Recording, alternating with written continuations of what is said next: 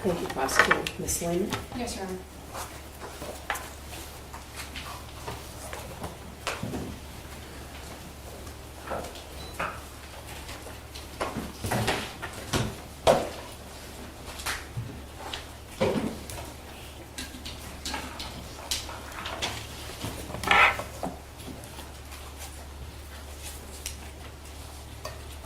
There were a variety of emotions following the shooting on November 30th of 2021 at Oxford High School. Terror, anger, and devastation. There's an epidemic of mass shootings in our country. School shootings in particular have devastated our communities. There have been social and political groups formed to address these issues, but so far they've been unable to do so. However, on December 3rd of 2021, the parents of a school shooter were charged with involuntary manslaughter for the first time. When we started this trial, I said that the events of November 30th of 2021 undeniably changed people's lives in ways that most of us will never understand. We know that 4 children were killed, multiple families were devastated, and communities were terrorized. And ladies and gentlemen, James Crumbley and I do not dispute any of that. We heard from people who were at Oxford High School on November 30th of 2021. We not only heard what they had to say, we saw the impact that that day had on them. Multiple people told you what that day was like. They told you what they felt, they told you what they saw, and they told you what they experienced. You were also shown videos of what happened inside of the school on November 30th of 2021. We can agree that you all heard a lot about what happened inside of Oxford High School on November 30th of 2021 through videos and testimony. This case is not about what happened inside of Oxford High School. This case is about what happened outside of Oxford High School. This case is about what James Crumbley knew on and before November 30th of 2021.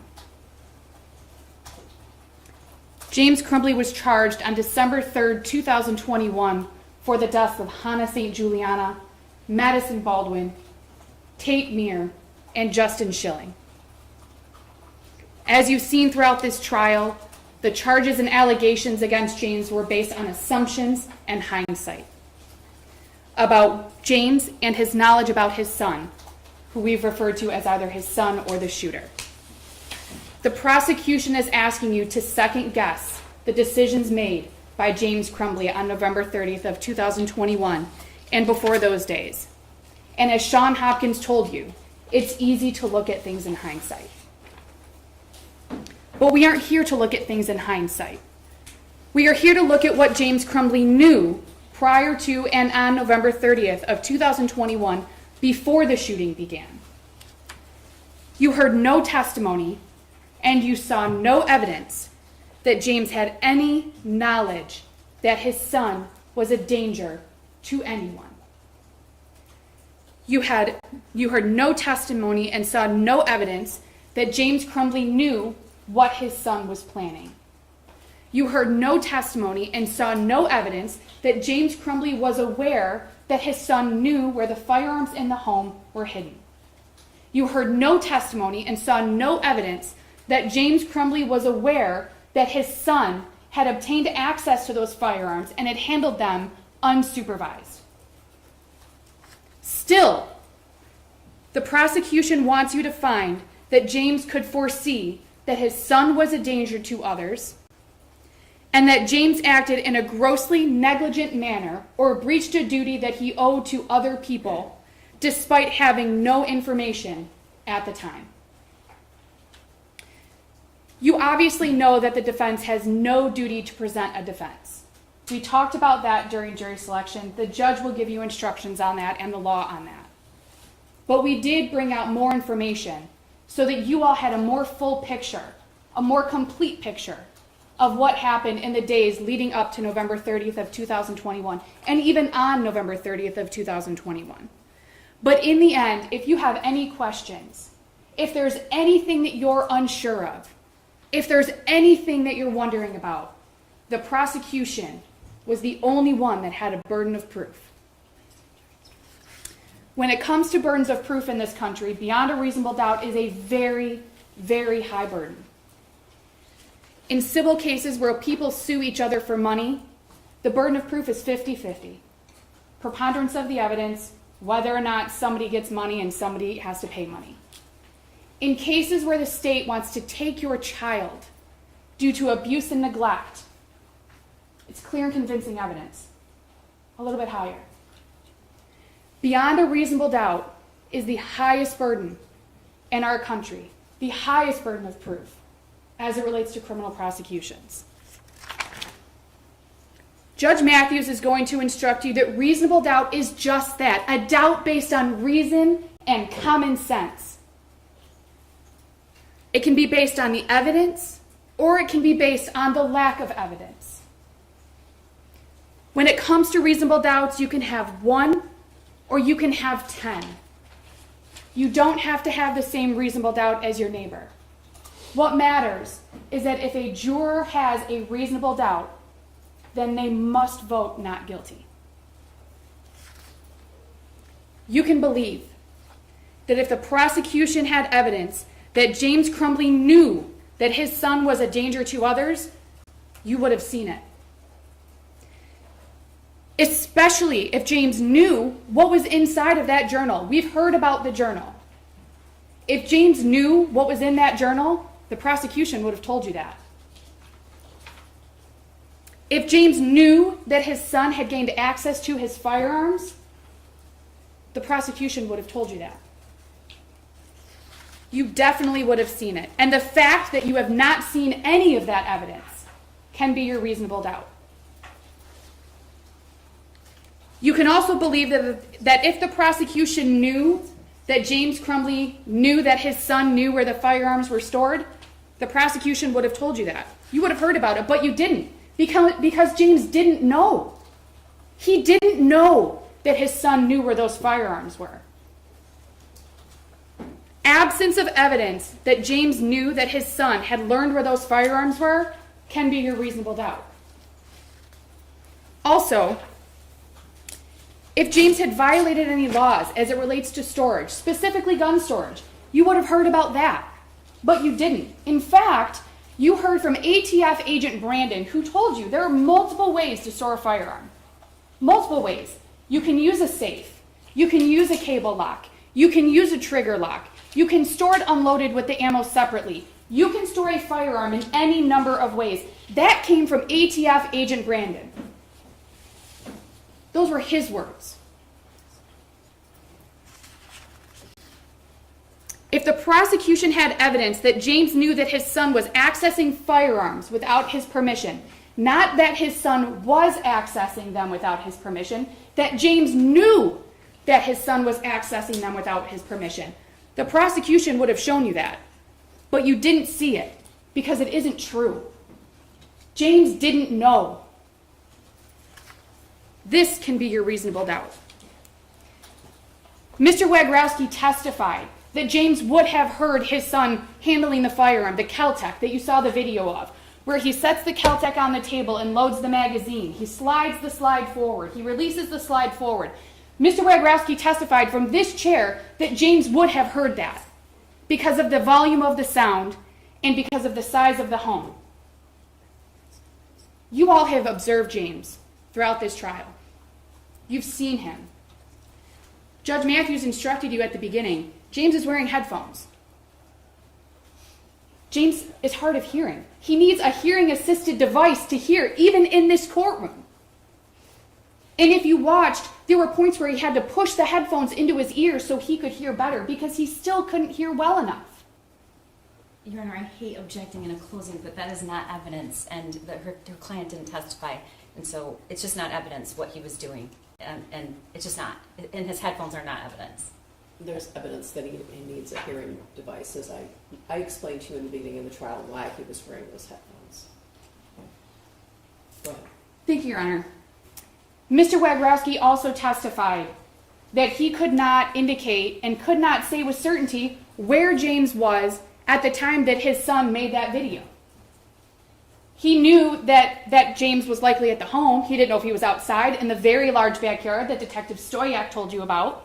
He didn't know if he was in the home. He didn't know if he was standing next to him. He didn't know if he was standing outside. He didn't know if he was in another room. He didn't know if he was sleeping.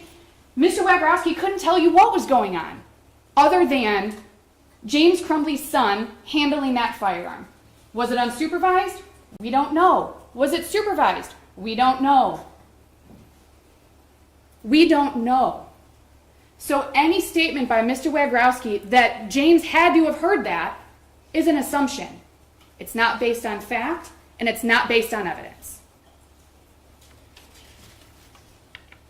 If the prosecution had evidence that James was concerned about his son's mental stability, or if his son had asked him for mental health treatment and it was denied by James, you would have seen that. Not a statement by his son to a friend or a writing in a journal, a statement by James that he acknowledges that his son was having issues, that his son was having a hard time, that his son needed help. None of you saw that. None of you saw that because it's not true. James had no idea that his son was having a hard time. Instead, you saw texts between James's son and his friend in April of 2021, where his son says he's going to tell his parents about the issues he's having.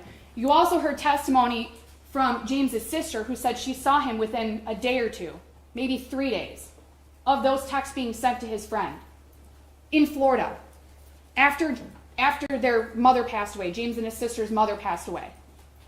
She spent a week or a week and a half and saw them. Saw James and his son. And saw no concerns.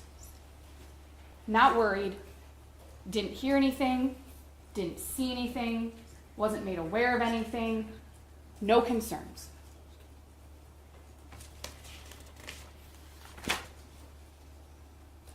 You heard that on November 30th of 2021, James drove his son to school. You saw the video of James dropping his son off. You heard that later when James went to the school with his wife to meet with his son and the school counselor, Sean Hopkins, and the dean of students, Nick Ejak, that James had told them, or that James had had a conversation that he had talked to his son that morning. Told his son he loved him. We just want you to do your schoolwork. We want you to do your best. There was never a conversation about, Dad, I'm having a really hard time. Dad, I really need some help. In fact, there were no concerns expressed whatsoever. James had no knowledge that there was an issue.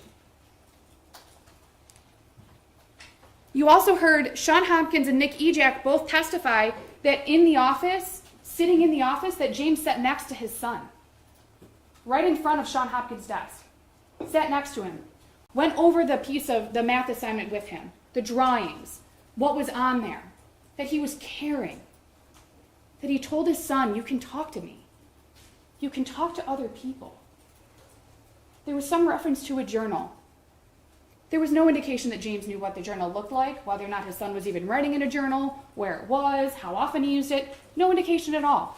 Just that one may exist. And again, in that meeting, there were no comments, whether either before James got there or after he arrived, from James's son to the school counselor or the dean of students saying, I really want some help. I'm really having a hard time. I really need to see someone. I've been trying to talk to my parents and they haven't been listening to me and I need you to tell them. That didn't happen. Instead, Mr. Hopkins testified that he had concerns about the level of although appropriate, the level of sadness that James's son was experiencing.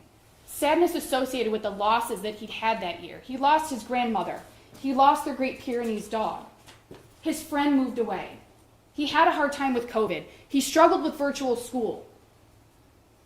Mr. Hopkins was concerned about the sadness and wanted James's son to see someone to ensure that it didn't get any worse. Not that he had to see someone right now. It's an emergency. He has to see someone right now. That's not what was said.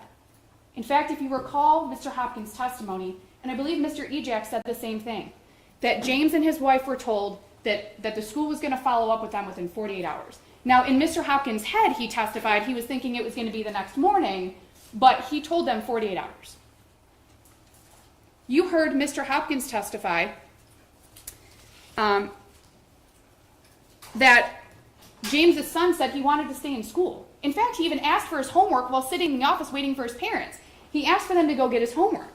So they went and got his backpack. They brought it back. He started working on schoolwork. His attendance wasn't bad. There's some question about whether or not he missed one or more days of school that year, but his attendance wasn't bad. His grades weren't terrible. They were average, according to Sean Hopkins. There were no concerns, even by Sean Hopkins and Nick Ejak, beyond the sadness that they saw James's son was experiencing. The absence of evidence that James knew about the struggles that his son was having can be your reasonable doubt. You heard from James himself more than once. You heard him tell the police that there weren't any issues with his son.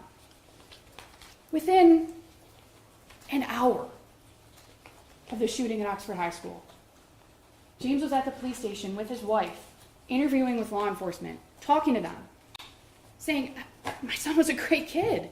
I think he used the word perfect. That his grades were mediocre, again, although Sean Hopkins said they were average. But that he'd never had any disciplinary issues. Sean Hopkins and Nick Ejak confirmed that. They had no disciplinary history with James's son.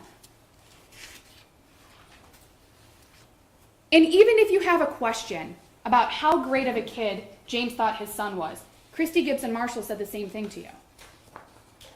We'll talk a little bit more about that. But Christy Gibson Marshall also said that James's son was a good kid.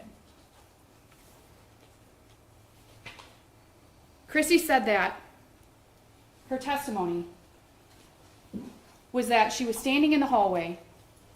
She had spotted the shooter coming down the hall with a firearm, with a gun in his hand. She saw that there was an injured student in the hallway. She walked up to the student, was standing next to it. You saw the video. She's standing next to the student who's injured on the floor. The shooter gets closer and she realizes that it's James's son. And her first thought was that it couldn't be right. With a gun in his hand and an injured student in front of her, smelling cap gun, she didn't think that was right. Even in those moments. Going back to Sean Hopkins and Nick Ejak, two people who met with and talked to James's son on November 30th of 2021, at one point for over an hour without James and his wife there. They talked about a variety of topics. This was 2 hours before the shooting began. They said that based on the explanations that they were given about the drawings on the math assignment, that they weren't concerned. Kids draw violent things. Kids draw guns and bullets. That the confirmation combined with the confirmation from James and his wife about what was going on in their son's life, in combination with the explanations that they were given by James and his wife's son, that they weren't concerned. There was an explanation about interest in video game design. They looked a little bit about video game design. Sean Hopkins and Nick Ejak weren't concerned on November 30th of 2021, 2 hours before the shooting started. Both Sean Hopkins and Nick Ejak told you that guns are not uncommon in homes in Oxford. It's a hunting community. That it's not uncommon for students to handle guns in their homes or to go to the shooting range. That they knew that James's son had gone to the shooting range the weekend before with his mom and that he had access to a firearm. They didn't ask any more about this, about access to a firearm or having a firearm in the home, because they weren't concerned that James's son was a danger to anyone. They weren't concerned.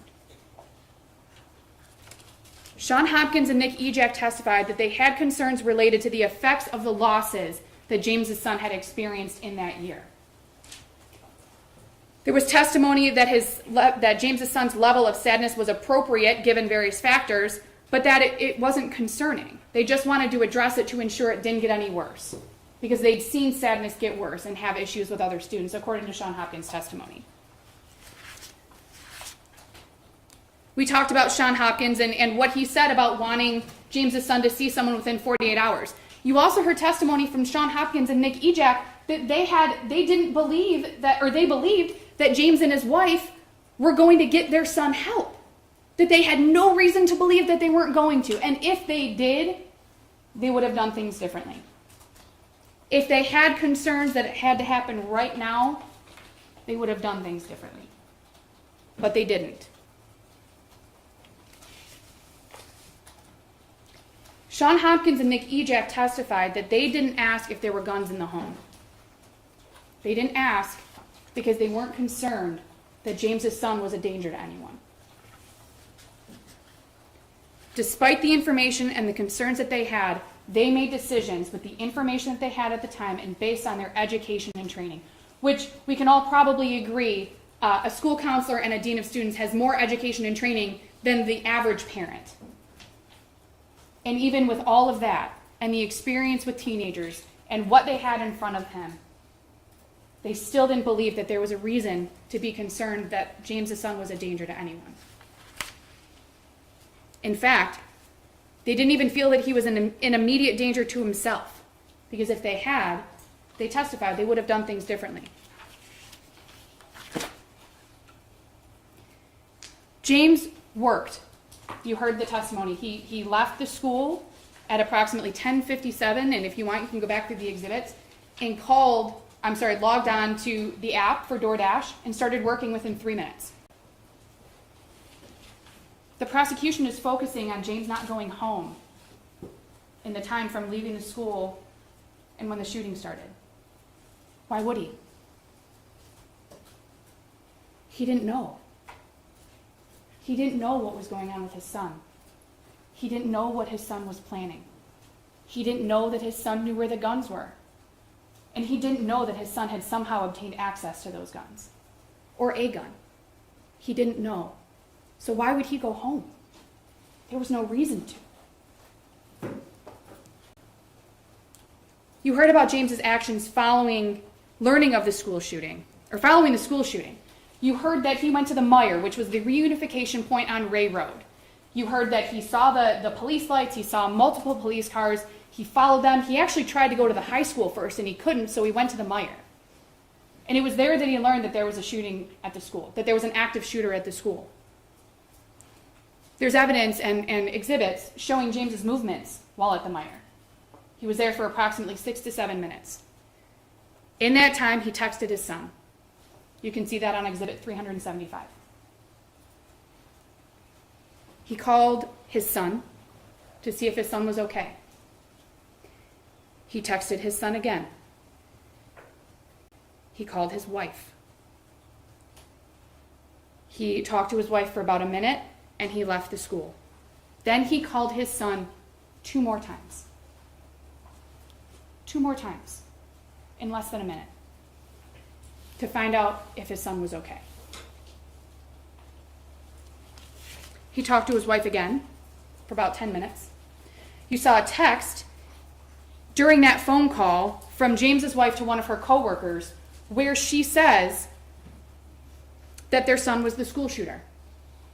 Contrary to Detective Lieutenant Willis's testimony that James said his son was the school shooter, he didn't. James didn't say that. You heard the 911 call a few minutes ago. That's not what James said.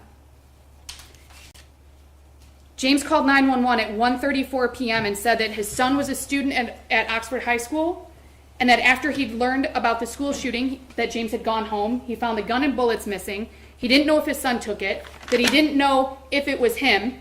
And if you recall, Nick Ejak and Sean Hopkins both testified that even during the shooting at the school, even after the meeting that morning with James's son and James and his wife, even in those moments, they did not suspect that James's son was the school shooter.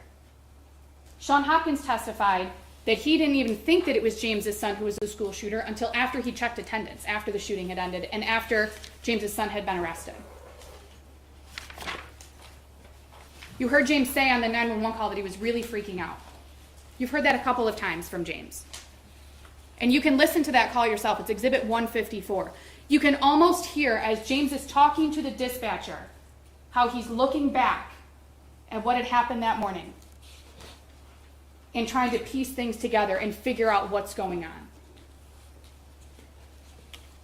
You heard from James 2 more times within hours of the shooting at Oxford High School, once at the substation and once while in the backseat of a patrol car. At the substation, James learned that his son was the school shooter, that he was not injured or anything, that he was in fact the school shooter. You heard James say he was freaking out. He asked for a water. His mouth was dry. He was freaking out. James was emotional. I believe that Detective Sergeant Bryan testified that James was sobbing, that he was crying. You can watch it. You can see how James was reacting in that interview. Detective Bryan said that James was forthcoming, that he was willing to speak with them, even after James's wife suggested, maybe we should get a lawyer. Maybe we should stop talking. James said, no. Let's keep talking. I want to keep talking. It's okay. We can keep talking. And he does. He told the police how many guns were in the home, where they were located, that the handgun that was used by James's son in the shooting was a 9mm Sig Sauer. He mispronounced it. We've all heard that. That it was hidden in an armoire. No one in that interview, neither of those 2 law enforcement officers in that interview said, well, you shouldn't have had it there. Was it locked? How did your son get it? You didn't hear those questions. You heard James tell the police that the handgun was stored unloaded and that the ammunition was stored somewhere else. It was stored separately, under some jeans. Again, those 2 officers didn't say, well, you shouldn't have done that. That wasn't right. Well, you did that the wrong way. Well, that was really irresponsible of you, Mr. Crumbley. They didn't say any of that. The police didn't ask if the gun was locked or in a safe. James clearly told them that 9mm was hidden. And the police moved on. James talked about what a great kid his son was, about his mediocre grades, but overall he didn't get in any trouble. You watched as James saw his son for the first time after that school shooting. It was a very brief encounter. And you saw as James was leaving that he repeatedly told his son he loved him. Ladies and gentlemen, you can watch that for yourself. It is Exhibit 301. He repeatedly told his son he loved him. And then after, as he walks back into the first interview room, you can hear him audibly crying, sobbing at what was going on. And what does he say? He asks the police if he can find out where his son is going to be. And they say, yes, the court will tell you.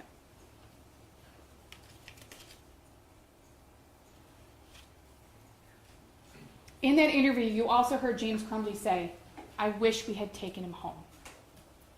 In hindsight, looking back, I wish we had taken him home.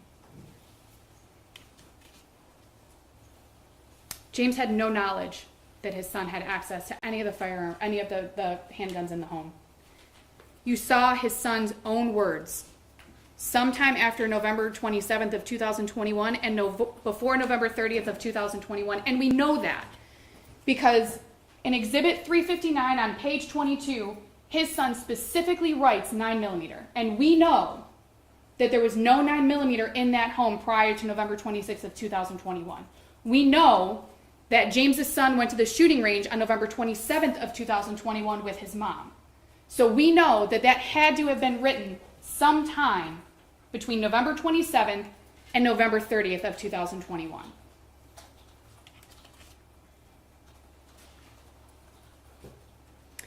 We talked quite a bit about this during jury selection. Most, if not all of you, agreed that there's a difference between having access and giving access. We talked about car examples. We talked about the responsibility in different scenarios, a parent's responsibility in different scenarios. This case is like the first car scenario, where the child takes the car without the parents knowing, takes it out and something happens. This is the first scenario. This isn't the second scenario, where the parents might have suspected that their child might do something. This wasn't the third scenario, where James knew his son was going to do something and just handed him whatever it was he was going to do it with and said, here, take it. This is the first scenario, where James Crumbley had no idea what his son was capable of. He had no idea what his son was planning, and he had absolutely no idea that his son had access to those firearms. Also, as an aside, if it really were his son's gun, why was it hidden in James's bedroom? If it really were, why was it hidden? Not only in the bedroom, but in a location that James's son was not aware of. Sometime before November 26th of 2021, James's son wrote this in that journal notebook that was found. Exhibit 359, page 15. We know that it was before November 26th of 2021 because of some of the other statements that are around that journal entry, which you can look at if you'd like, but they reference a 9mm and a .22 caliber. And we know that there was not a 9mm in the house before November 26th of 2021. And even here, I don't know where my dad hid it, is a reference to .22 Caltech. Even before November 26th of 2021, well before November 30th of 2021, James Crumbley's son didn't know where those firearms were. He told you he didn't, in his own words, in his own handwriting, which was verified by law enforcement.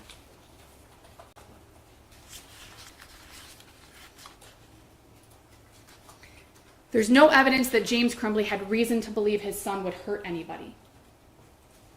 I went over this a few minutes ago. Christy Gibson Marshall's testimony was that she had known James Crumbley and his son since approximately 4th grade.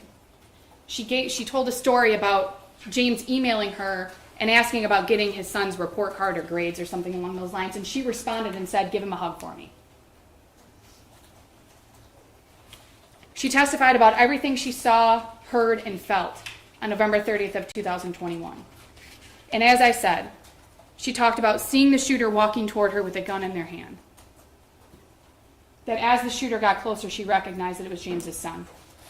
And in those moments, she thought to herself, this can't be right. He's always been such a sweet kid. She was in such disbelief that it was his son that she even tried to talk to him. As he's walking through the school with a firearm in his hand, she is trying to talk to him because she just can't believe that James's son was the shooter. And it was when he wouldn't respond that she realized it must be him.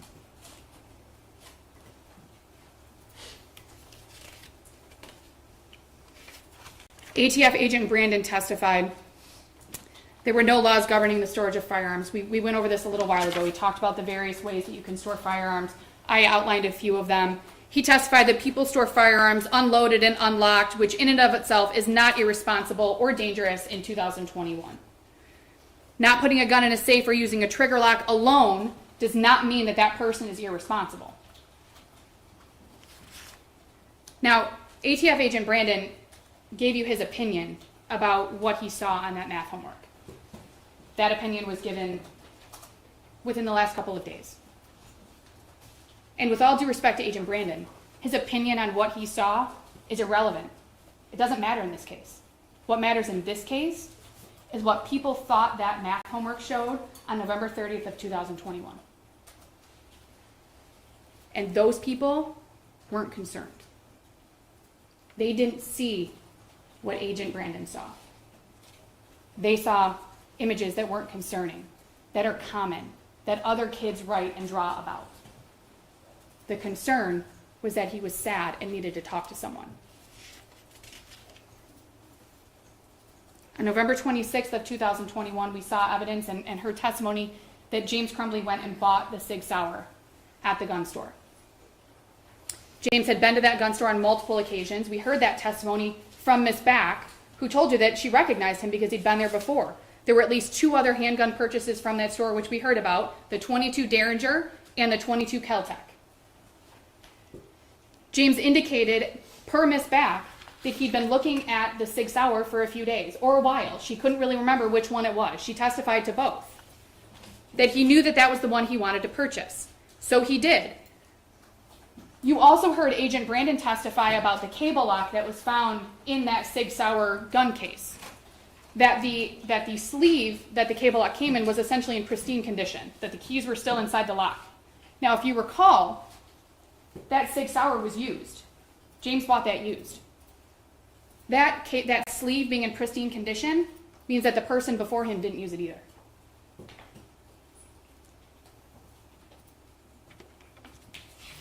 You also heard that James did not purchase ammunition on November 26th of 2021 or at any point prior to November 30th of 2021 for that 9mm.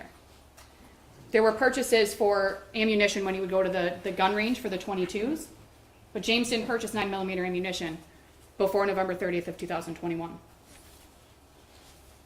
Cammie Back told you that she had, that James didn't even talk to his son while they were standing there in the gun store. She didn't see any of that. She had no reason to believe that James was buying that gun for anyone but himself. And if she had, she couldn't have sold it. So obviously she didn't think that.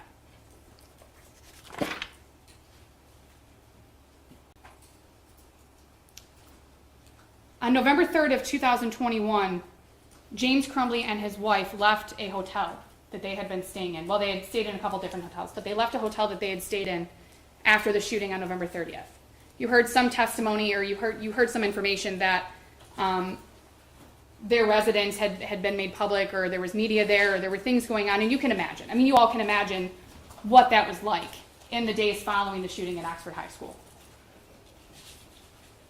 You heard Agent Brandon testify today that James and his wife were in and out of that building throughout the day on December 3rd of 2021.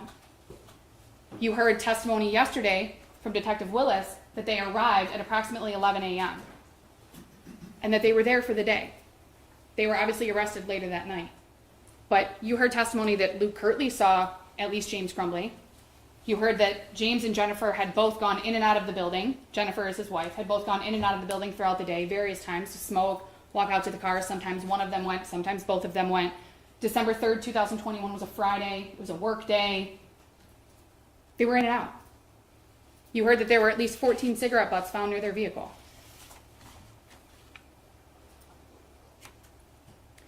You saw over 300 exhibits during this trial. You heard testimony from over a dozen witnesses. None of them told you that James knew what his son was planning.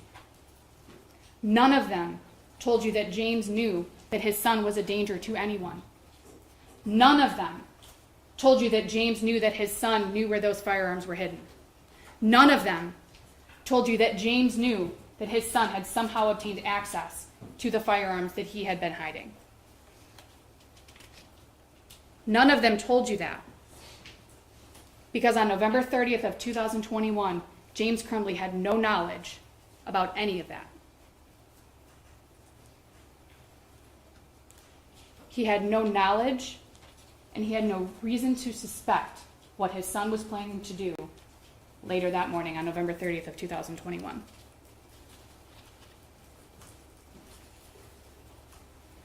Now, every time I do a trial, I have somebody tell me that they think of a reasonable doubt that I may not have thought of. So, think of your own. You don't have to agree with all of mine. You don't have to agree with any of mine. You can come up with your own reasonable doubt. Based on the evidence that you've seen, the testimony that you've heard, your collective memories, you can come up with your own. You're not limited to what I've come up with, and you can certainly reach your own reasonable doubt conclusions on your own. And as you deliberate, think about the things you did not hear during this trial. Think about the things that you were told you would hear during the opening statements, that you would hear how the shooter gained access to that gun. You didn't hear that. That you will hear from school officials regarding their concerns about the math worksheet. You heard that they were concerned about sadness, not about danger to others. That you will hear that the need for immediate parental intervention was necessary. You didn't hear that. In fact, you heard the opposite. You heard that Sean Hopkins said that James and his wife, that they wanted James and his wife to have their son talk to someone or to at least make arrangements within 48 hours. No one testified that immediate parental intervention was necessary on November 30th of 2021 during the meeting with Sean Hopkins and Nick Ejak. No one testified that there was a need for immediate intervention of any kind, discipline, mental health, or otherwise. You did not hear testimony detailing how the shooter obtained access to the SIG Sauer. You just saw in his journal that he said he had access, but you don't know how that happened.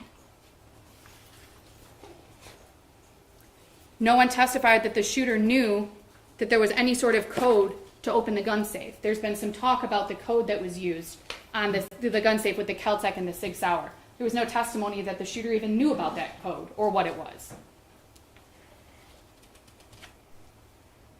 You did not hear any mutual concern for the shooter's well-being from his best friend's dad, who you saw text with between James and his friend's dad, who obviously has experience with mental health with his own child, from what you can see in the texts. And even that man didn't express any concern for James's son. In fact, on November 30th of 2021, he texted James, said, "I hope everyone's okay."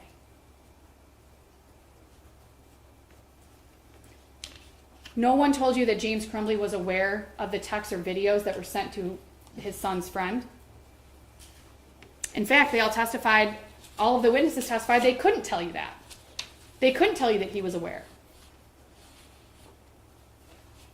You don't know if the shooter ever actually did do what he told his friend he was going to do. He was going to tell his parents about this, that, and the other. You heard no evidence that he actually did. You heard no evidence that he actually told James any of that.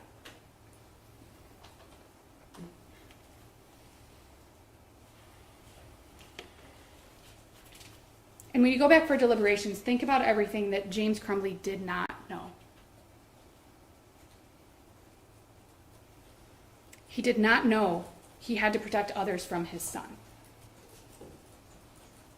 He did not know he wasn't exercising ordinary care in the way he was storing his firearm because he didn't know that his son was planning what he was planning. He did not know that it was reasonably foreseeable that his son would commit these offenses. He had taught his son firearm safety. He had taught his son to be familiar with those firearms because they were in the house. He had no idea what his son was planning to do. In fact, no one that interacted with James Crumbley's son on November 30th of 2021 knew what was going to happen a short time later. No one.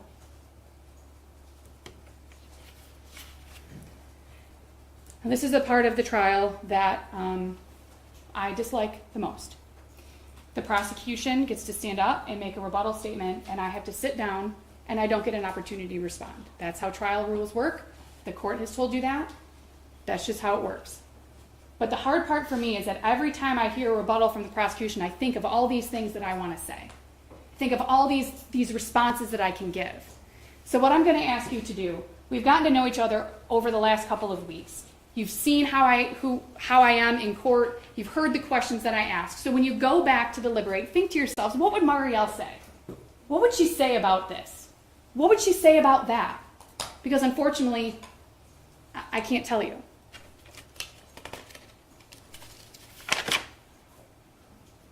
I join with the prosecution in thanking you all for the time and attention that you've paid to this case. You have heard some of the most emotional testimony and seen some of the most difficult things that I can imagine a juror could see. And you likely may not be able to forget it. But what you're all doing in these chairs is of the utmost importance. And I thank you for the time and attention that you've paid. Early on in this case, during our opening statements, the prosecution and I both asked you to follow the law. And I'm going to ask you again. Follow the law. The judge will instruct you on what the law is. She will give you very clear instructions. Please, follow the law. Review the evidence. review the instructions, and follow the law. Because I'm confident that if you do that, each of you will have at least one reasonable doubt, and your vote will be not guilty.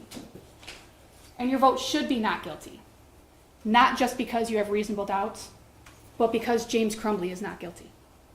Thank you. Thank you, Ms. Lehman. Rebuttal.